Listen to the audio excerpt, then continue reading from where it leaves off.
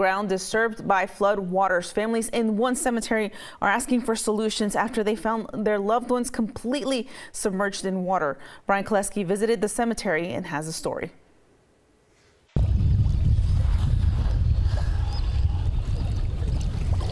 First time you see this, I cried. The rest of my family cried too, because my mom and dad was good people and they don't deserve this. Families in pain after dangerous floodwaters from the Cache River inundate a cemetery in Craighead County. Cache resident Dolores Barnett has family buried at Hallowed Cemetery. She says this isn't the first time this has happened. This cemetery's been here since 1862, and the first time it got to this and flooded it was in 2011, and it came back and flooded again in 2014. David Henson also has family buried at the cemetery. He says there is a reason this keeps happening. The river's going to have to be grudged back out, because when they took the trees off, all the dirt silks in and it's filling the river up, so the river's shallower, and then you got a big dam down south of Grubbs, and it's creating this problem for everybody.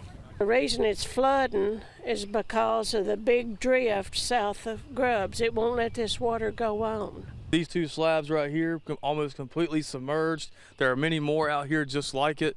It was actually higher than this days ago, but the water's going back down now, but still there are graves and tombstones completely submerged out here. There's no telling how many are out here that are like this. There are also headstones that were turned over or knocked off their base. Barnett said other families with loved ones buried in the cemetery have also been to see it.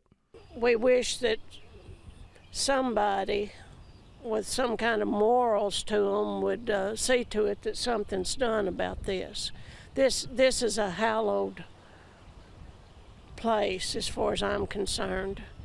And we just wish that somebody, some of our representatives, somebody could get something done. Now they are asking for help.